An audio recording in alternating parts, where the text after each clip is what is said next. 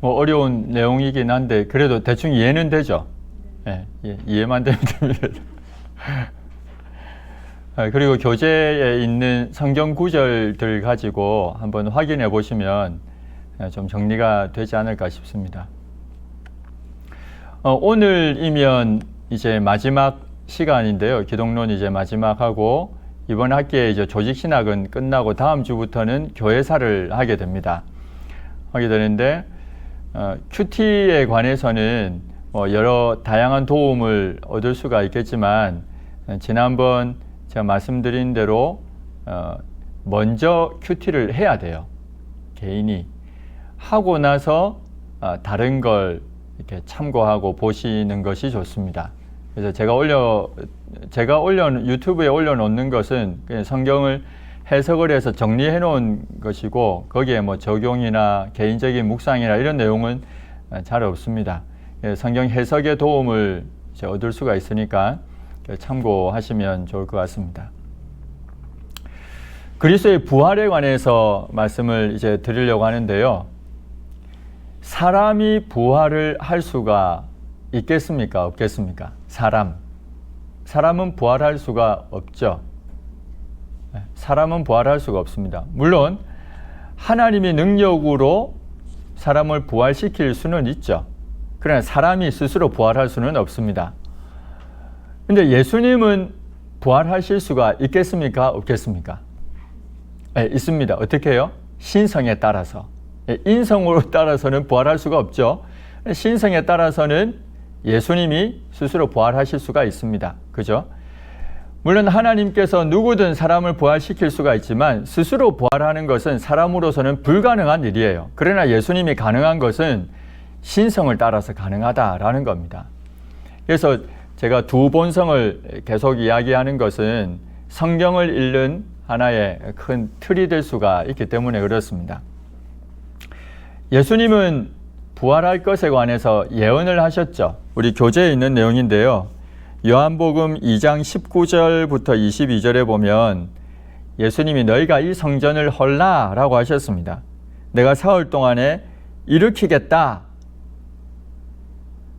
성전을 헐라 내가 사흘 동안에 일으키겠다. 21절에 보면요. 예수는 성전된 자기 육체를 가리켜 말씀하신 것이라. 곧 부활에 관한 이야기죠. 예수님은 부활을 예언을 하셨습니다. 그죠? 마태복음 16장 21절에서도 이야기합니다.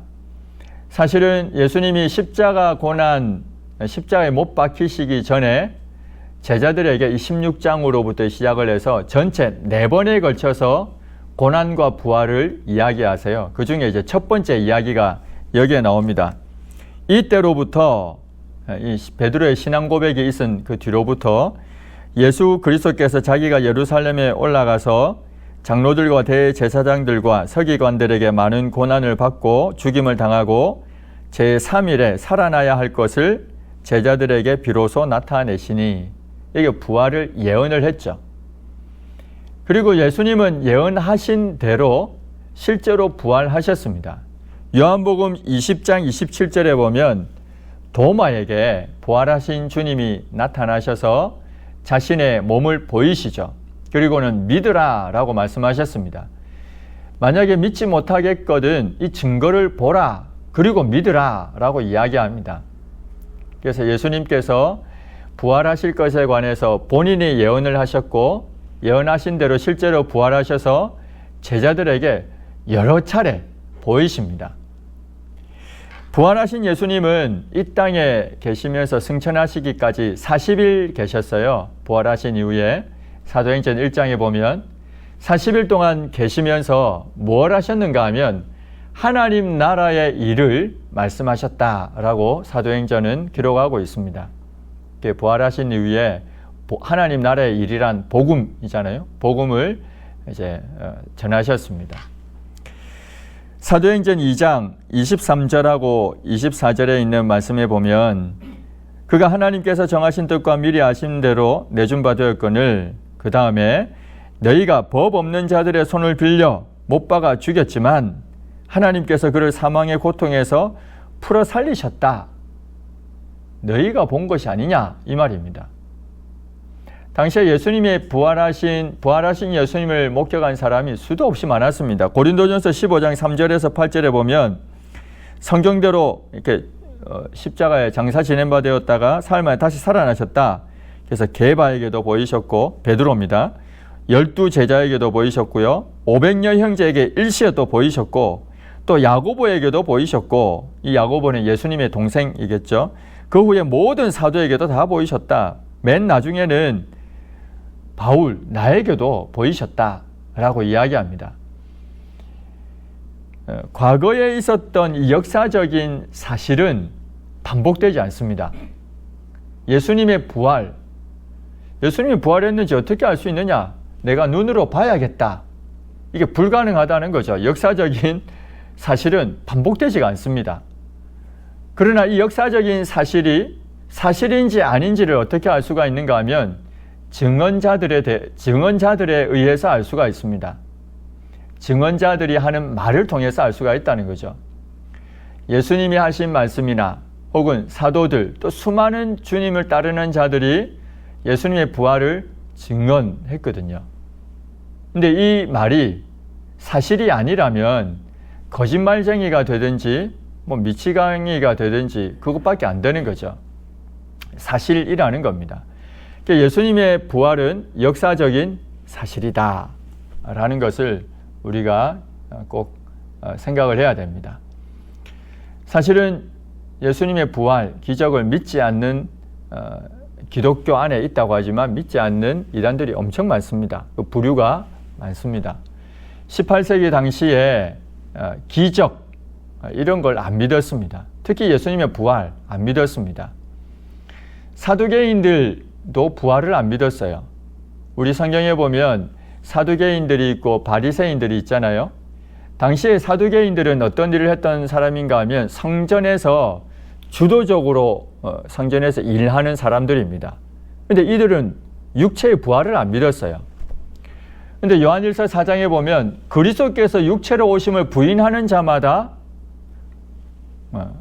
거짓 그리스도, 거짓 선지자라고 이야기하거든요.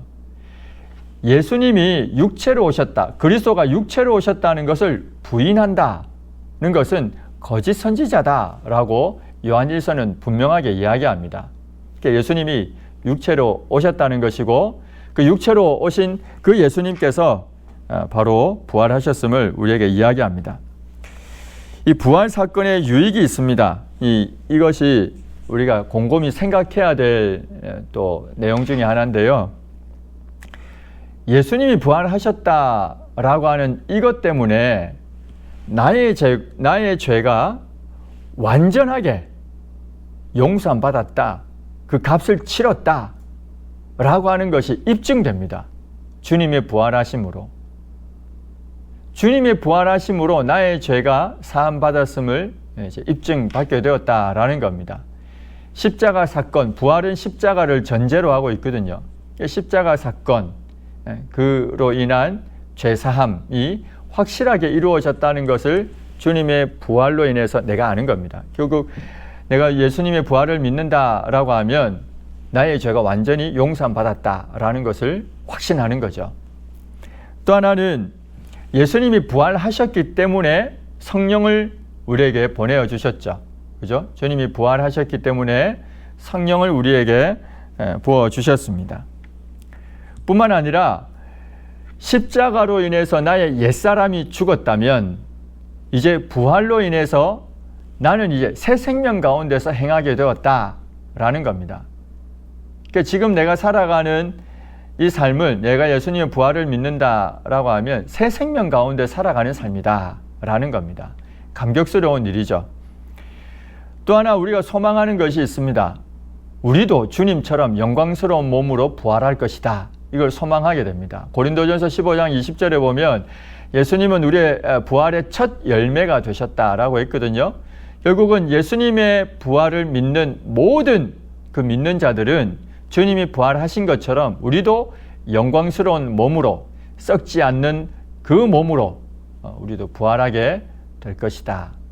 이것을 우리는 소망하게 됩니다. 또 확신을 가지고 소망하게 된다는 거죠. 이게 부활을 믿는 유익이라고 볼 수가 있을 것입니다.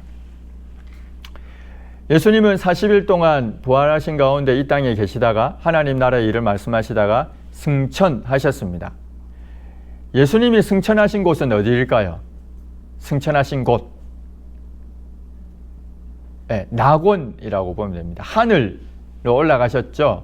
여기서 말하는 하늘은 우리가 이야기하는 셋째 하늘, 곧 낙원을 말합니다. 첫째 하늘은 눈에 보이는 하늘, 둘째는 우주 공간, 셋째 하늘은 영적인 세계, 그 낙원을 의미하는 거죠. 낙원은요, 일시적인 행복의 상태를 낙원이라고 합니다. 의인이 가는 곳입니다. 우리가 갈라디아서 공부할 때 아브라함이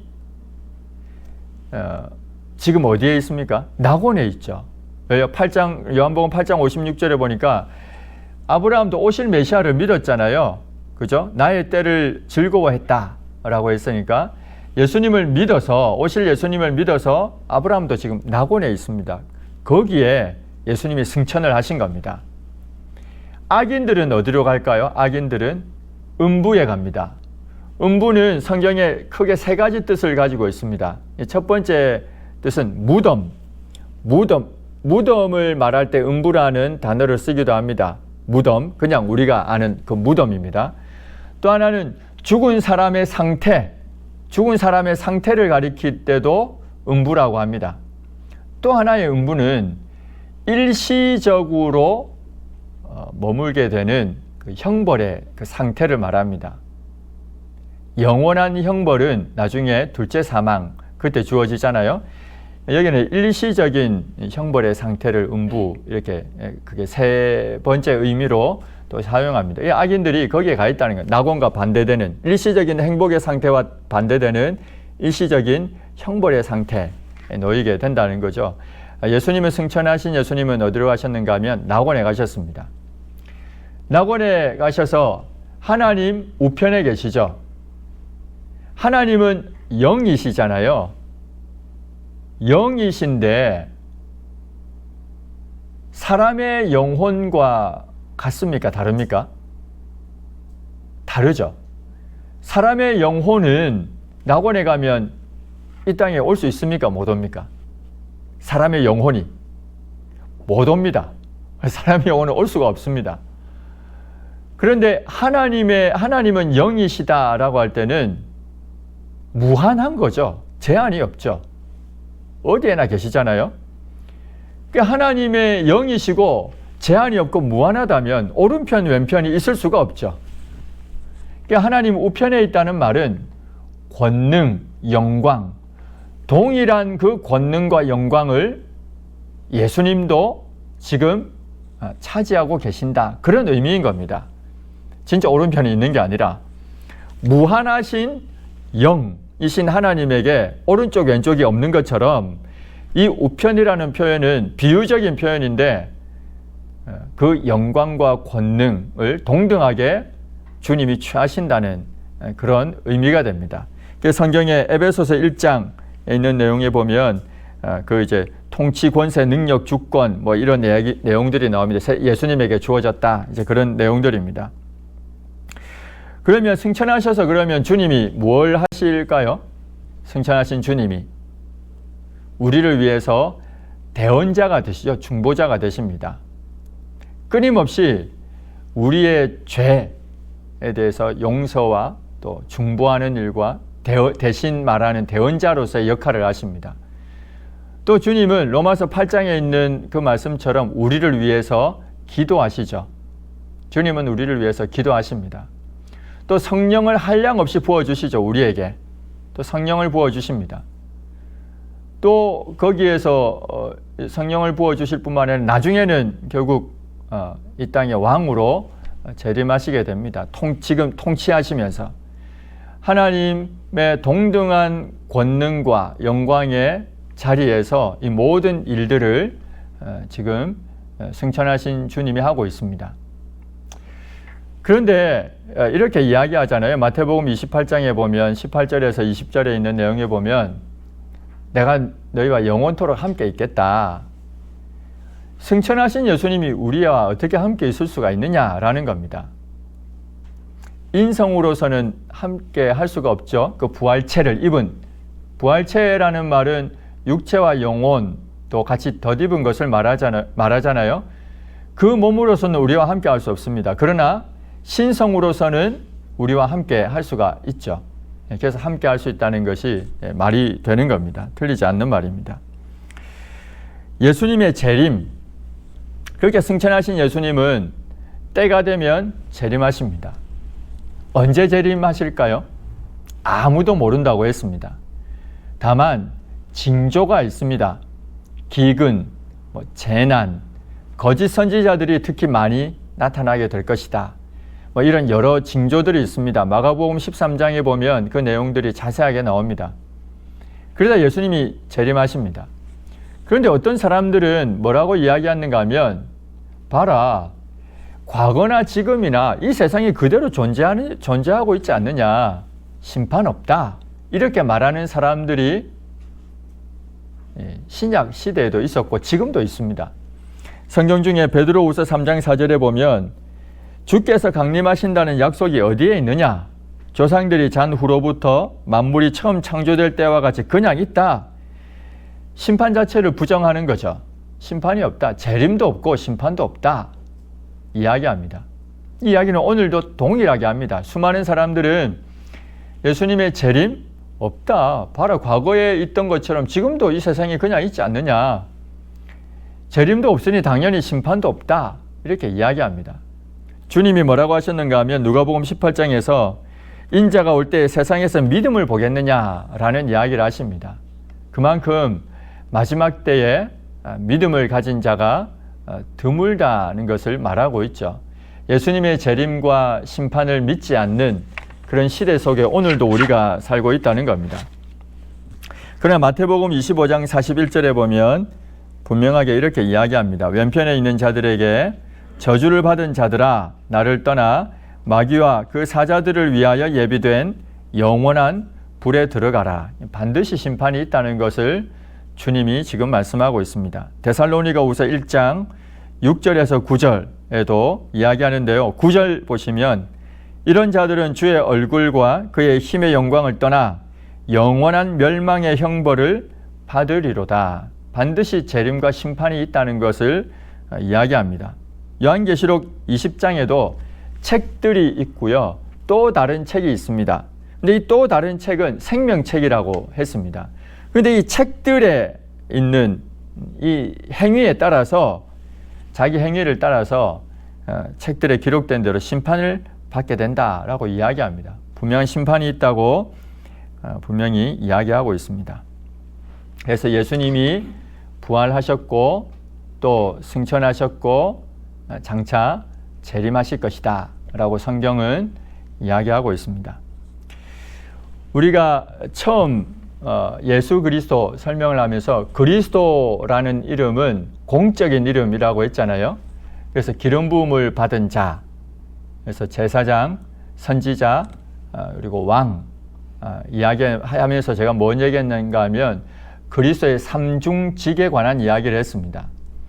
그 이야기를 지금 하려고 합니다. 그리스도에는 삼중직이 있습니다.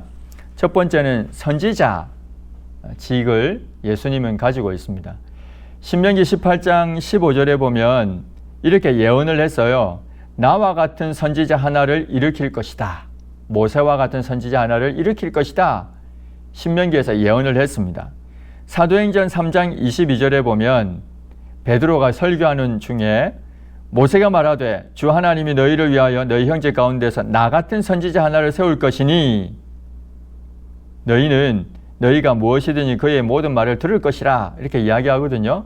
이 나 같은 선지자가 누구냐라고 했을 때 3장 20절에 보면 예정하신 그리스도 곧 예수를 보내리리 라고 되어 있습니다. 성경에 곧 예수 그리스도라는 것을 이야기합니다.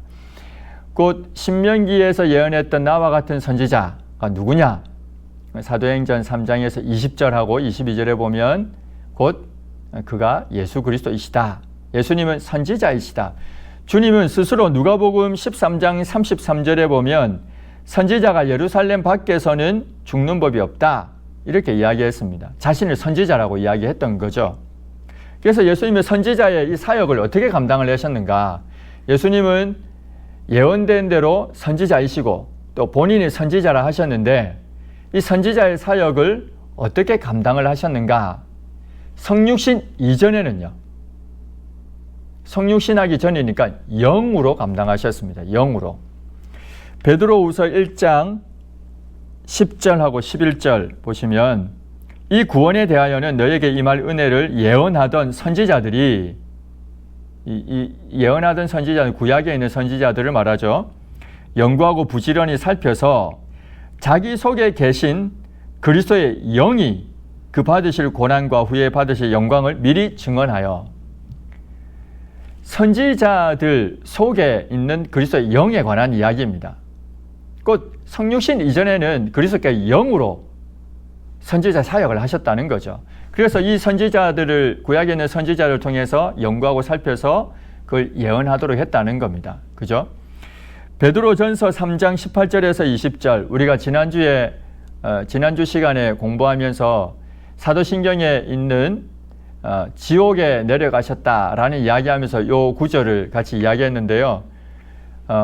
성육신 이전에 영으로 그리스도께서 선지자 사역을 하셨다는 것을 받아들이면 이 구절이 쉽게 이해가 됩니다.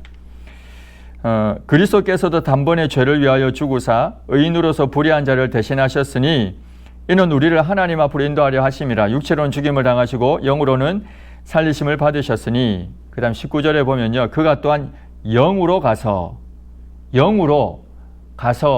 했는데 영으로 간 때가 언제겠습니까? 20절에 그들은 전에 노아의 날 방주를 준비할 동안 그들에 대해서 이야기하면서 전에 노아의 날 방주를 준비할 동안 이런 막 얘기들이 나오거든요. 이 말은 노아의 방주가 있던 그 당시에 예수님이 영으로 가서 선지자 사역을 하셨다는 거죠. 누구를 통해서 했겠습니까? 노아를 통해서 했겠죠. 그런데 그들이 노아를 통해서 그리스도의 그리스도께서 영으로 노아를 통해서 선지자 사역을 하셨는데 그들이 받아들였습니까? 그때 안 받아들였죠. 다 불순종했고 믿지 않았잖아요. 그래서 어디로 갔습니까? 옥에 갔죠. 그래서 19절에 보면 옥에 있는 영들, 지금 그들이 옥에 있다는 겁니다. 이제 이해가 되셨죠? 이렇게 하니까. 그래서 이게 지옥 강화, 예수님이 부활하신 이후에 그의 영혼이 지옥에 내려가서 복음을 전했다 이렇게 주장하는 것과는 전혀 다르다는 것을 알 수가 있습니다. 구약 시대에 성육신 이전에 주님은 영으로 선지자 사역을 하신 겁니다. 선지자들을 통해서 때로는 노아를 통해서 그리스도께서 영으로 선지자 사역을 하셨다 이렇게 이야기하고 있는 겁니다. 또 하나는 성육신 이후는 어떻겠습니까? 친히 하신 말씀으로 하셨겠죠. 그런데 예수님이 친히 하신 말씀은 우리가 처음에 예수님의 위격, 그리스도 위격을 공부하면서 질서적인 구별이 있다고 했잖아요. 또 사역적인 구별이 있다고 했잖아요. 사역적인 구별에 있어서 예수님이 여기 이제 성육신 하신 예수님이 사역하는 거니까 선지자 사역, 사역적인 구별에 있어서 아버지의 뜻을 따라 했다고 했죠. 아버지의 뜻을 따라. 요한복음 14장 10절에도 보면 내가 너희에게 이르는 말은 스스로 하는 것이 아니라 아버지께서 내 안에 계셔서 그의 일을 하시는 것이라. 아버지의 뜻을 따라서 성육신 하신 예수님이 친히 선지자의 사역을 하고 있는 겁니다. 위격으로 구별되는 거죠. 아버지의 뜻과 사역적인 면에 있어서. 그죠? 그렇게 보시면 조금 쉬울 것 같습니다. 예수님의 가르침의 사역은 아버지의 뜻을 따라 이루어진 것입니다. 사역적인 구별이 있다, 위격의 구별이 있다라는 겁니다. 성육신 하신 예수님은 친히 가르치는 사역으로 선지자 사역을 하셨습니다.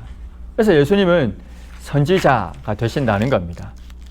그렇죠? 예수님 삼중직 중에 선지자 이야기했습니다. 또 하나는 제사장입니다. 예수님은 제사장의 사역을 하십니다. 이 제사장이라고 할 때는 크게 두 가지 이야기를 같이 봐야 됩니다. 하나는 예수님이 친히 대제사장이 되신다는 것이고 또 하나는 예수님이 희생 제물이 되신다는 겁니다. 그래서 제사장이라고 할 때 예수님의 제사장 사역을 이야기할 때는 대제사장이 되심과 희생 제물이 되심 이 두 가지를 같이 봐야 됩니다. 원래 대제사장은 누구의 서열을 따라서 대제사장이 됩니까? 구약 시대에는 레위 지파 중에 누구요? 모세의 형인 아론 계열 그 서열에 따라서 대제사장이 나오죠. 그죠? 레위 지파 가운데에서도 아론의 서열을 따라서 나옵니다. 예수님은 레위 지파입니까? 아론의 서열에 있습니까? 우리가 처음에 예수님의 성육신 이야기하면서 어느 지파에서 나온다 했습니까? 유다 지파라고 했잖아요. 레위 지파 아닙니다. 유다 지파고 다윗 가문에서 나셨습니다. 그러면 제사장이 되실 수가 없잖아요. 그런데 이에 대해서 히브리서 7장 그리고 이 시편 110편 4절에서 뭐라고 이야기하는가 하면 영원한 제사장인 멜기세덱에 관한 이야기를 하고 있습니다. 히브리서 7장 1절에서 3절에 보면요. 이 멜기세덱은 살렘 왕이요 의의 왕이요 평강의 왕이라 맨 마지막 3절 맨 끝에 있는 내용을 보면요. 하나님의 아들과 닮아서 항상 제사장으로 있다. 항상 제사장으로 있다. 영원한 제사장으로 있다. 표현을 합니다. 레위 지파 아론의 서열을 따라 난 제사장은 영원한 제사장으로 있지 않습니다. 죽습니다. 이 사람들은 다 죽잖아요. 대제사장이 죽습니다.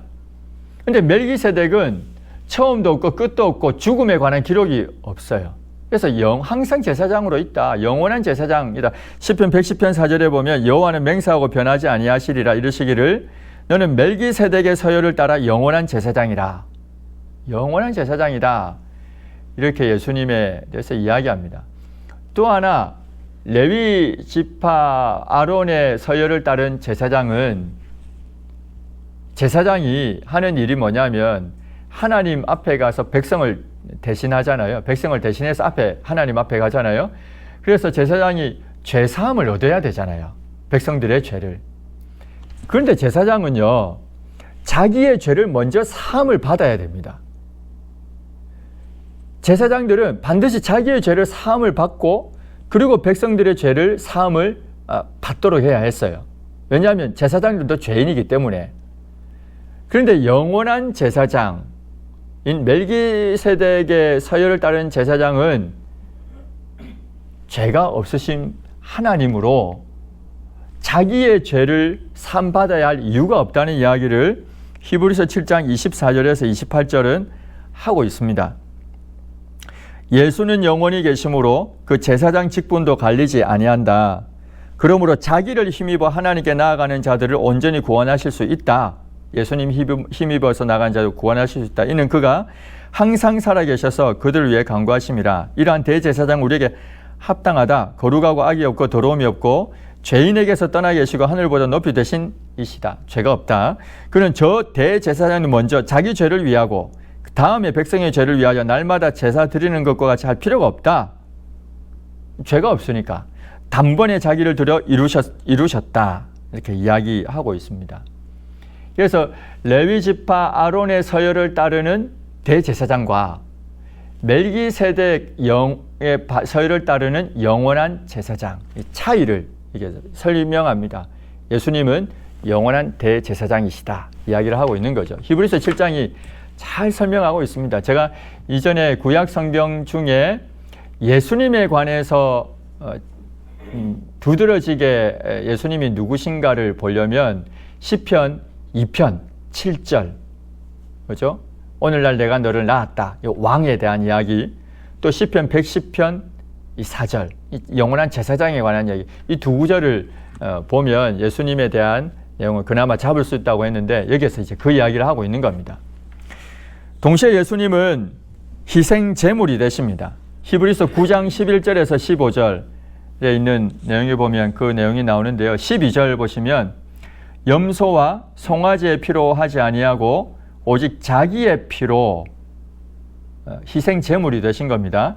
영원한 속죄를 이루사 단번에 성소에 들어가셨느니라. 14절에 보면요. 하물며 영원하신 성령으로 말미암아 흠없는 자기를 하나님께 드린 그리스도의 피가 어떻게 깨끗하게 하지 못하겠느냐 그 이야기입니다. 그래서 구약 시대에도 보면 제사를 드려서 죄를 대신하도록 했잖아요.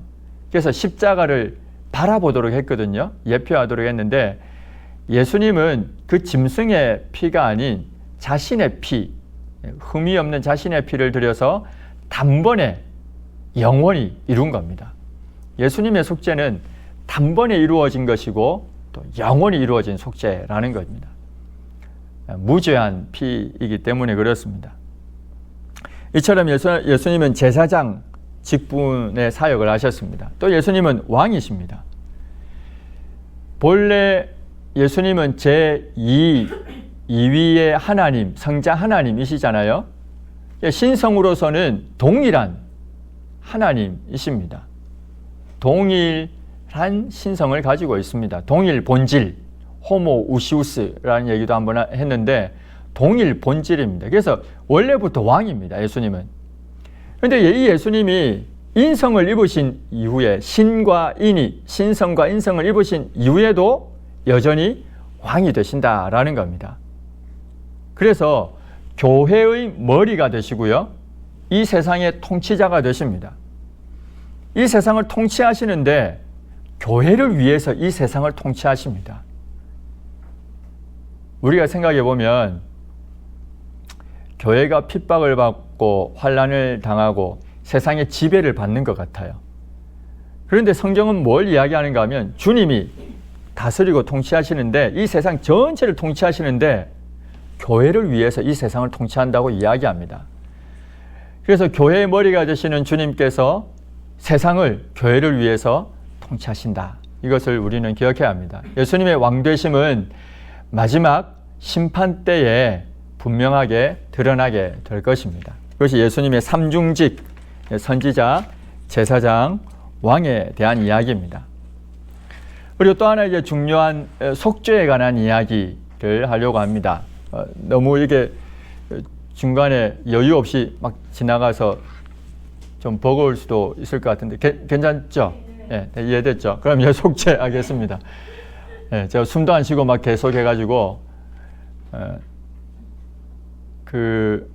우리가 기억해야 될 게 하나 있습니다. 먼저 반드시 짚고 넘어가야 될 게 있습니다.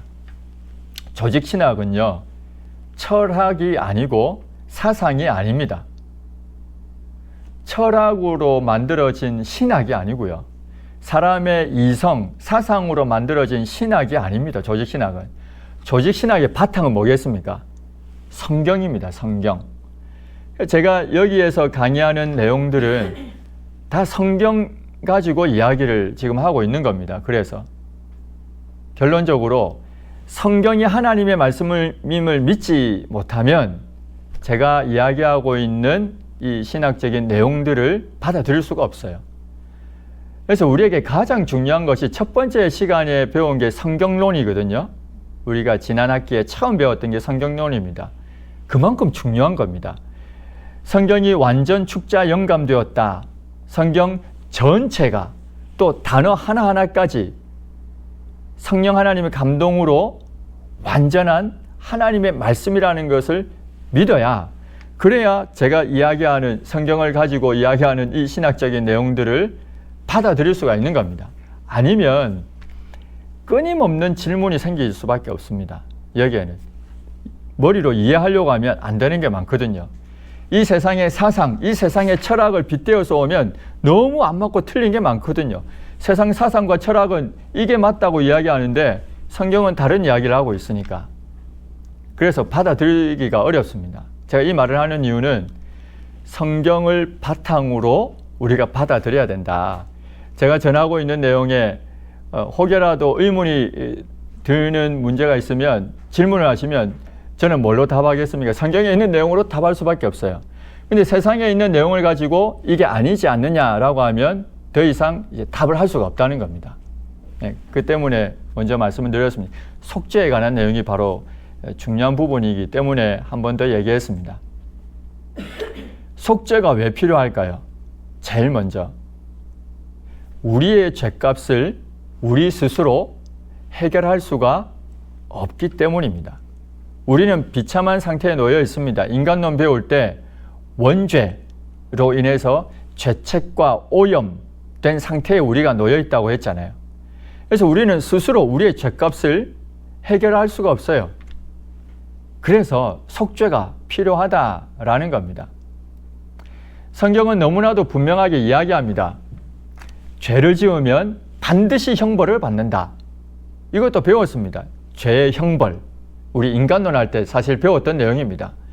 죄의 형벌을 배우면서 죄를 지으면 반드시 심판을 받는다라는 거예요.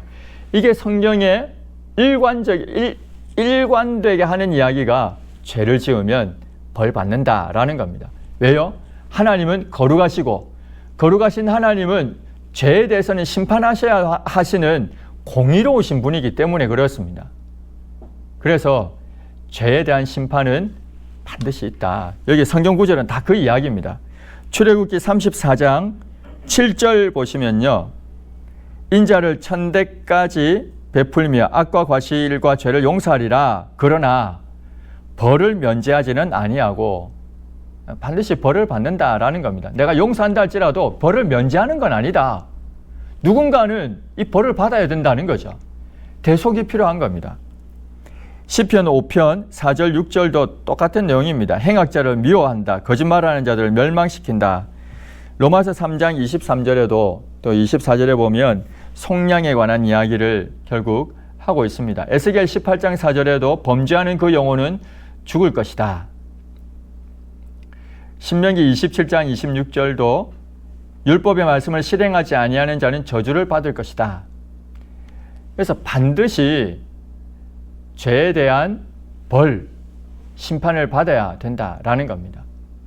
하나님이 만약에 내가 용서하겠다, 내 모든 죄를 용서하겠다 하더라도 벌을 면제하지는 않거든요. 누군가는 그 벌을 받아야 한다는 겁니다.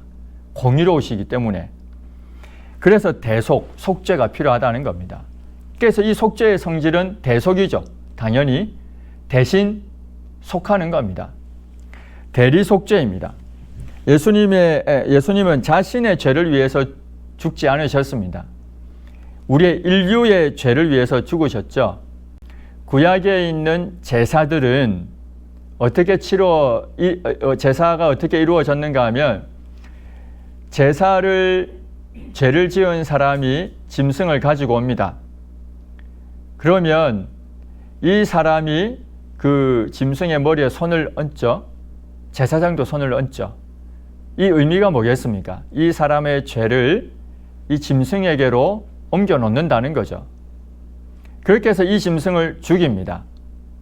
그렇게 해서 지은 죄를 용서받게 됩니다. 그러나 이건 반복되어야 하죠. 지을 때마다 해야 되니까. 짐승의 피이기 때문에 지을 때마다 해야 되는 반복적인 것이긴 하지만 이걸 통해서 뭘 내다보게 했는가 하면 십자가를 바라보게 한 겁니다. 대신 죽어야 하는 대리속죄를 바라보게 한 겁니다. 그래서 이사야서 53장 6절은 다 아는 말씀인데 여호와께서는 우리 모두의 죄악을 그에게 예수님에게 담당시켰다. 예수님이 대신 다 짊어졌다. 12절 보면 그러나 그가 많은 사람의 죄를 담당하며 라고 이야기합니다. 요한복음 1장 29절도 보라 세상 죄를 지고 가는 하나님의 어린 양이다 라고 이야기합니다. 베드로전서 2장 24절도 친히 나무에 달려 그 몸으로 우리 죄를 담당하셨다. 이처럼 그리스도의 속죄는 자신의 죄로 인한 죽음이 아니라 우리의 인간, 우리를 위한 죽음, 대리속죄다 라는 것이 그 속죄의 성질입니다. 이 속죄로 인해서 뭐가 드러나게 됐는가 하면 하나님의 사랑이 나타났습니다. 예수 그리스도 안에서 주어지는 하나님의 사랑이 얼마나 큰가 그게 나타났습니다. 사람들은 구약에 있는 성부 하나님을 무섭다라고 이야기합니다. 그러면서 신약에 등장하는 예수님을 고마운 분이다, 은혜로운 분이다 이렇게 이야기합니다. 그러나 신성에 있어서 성부 하나님과 성자 하나님은 동일하죠. 그래서 구약 시대에 신성으로서 무섭게 등장한 그 하나님은 성부 하나님인 동시에 성자 하나님, 성령 하나님이시죠. 신성으로서. 하나님의 공의를 말하고 있습니다.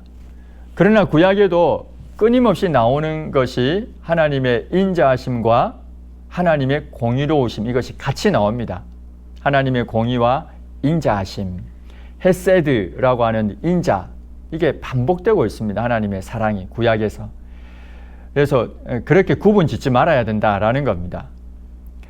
하나님은 예수 그리스도의 그 속죄, 그리스도의 속죄로 인해서, 대리 속죄로 인해서 자신의 사랑을 드러내셨죠.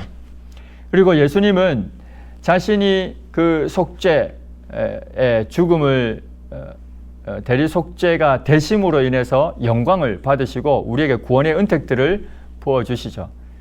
우리에게는 이 대리 속죄가 어떤 영향을 미치는가 하면 구원을 가져다 줍니다. 우리에게 그 대리 속죄 때문에 구원의 우리가 사망의 자리에 놓여 있었는데 생명의 자리로 옮겨지게 되었잖아요. 요한복음 14장 21절에 사망에서 생명으로 옮겼느니라 라고 했잖아요. 뿐만 아니라 죄의 자리에서 의의 자리로 옮겨지게 되었습니다. 뿐만 아니라 법적으로는 의롭다고 칭함을 받게 됐어요. 법적으로 우리가 의롭다, 너는 이제 의롭다 이렇게 칭함을 받게 되었습니다. 그리고 또 하나요, 너는 내 아들이라 칭함을 받게 되었습니다. 양자됨의 은혜가 주어졌죠. 우리의 상태는 어떻게 변했습니까? 중생했죠. 성령님으로 해서 우리가 중생을 했고 이 땅에 사는 동안 성화의 과정을 거치고 마침내 우리가 이 땅에서 죽으면 영화의 상태가 되는 거죠. 죄를 짓지 않는 영화의 상태가 됩니다. 하나님과 사귐을 갖게 되었습니다. 로마서 8장 29절하고 30절에 있는 내용에 보면 하나님이 우리를 부르시고 택하신 자들을 부르신 그들을 의롭다 하시고 의롭다 하신 그들을 영화롭게 하셨다라고 하면서 우리의 상태가 어떻게 변화되고 있는가, 하나님이 우리를 법적으로 의롭다고 부르신 그 사건에 대해서 이야기합니다. 이게 이제 성도가 어떤 과정을 거쳐서 영화의 단계에 이르게 되는가를 한편 보여주고 있습니다. 그러면 속죄의 대상은 누가 되느냐라는 겁니다. 쉽게 말해서 예수님이 누구를 위해서 죽으셨느냐라는 겁니다. 예수님의 죽으심은 그 효과 면에 있어서 모든 사람들에게 영향을 미칠 수 있는 그 효력, 그러한 가치가 있죠. 무죄하시니까.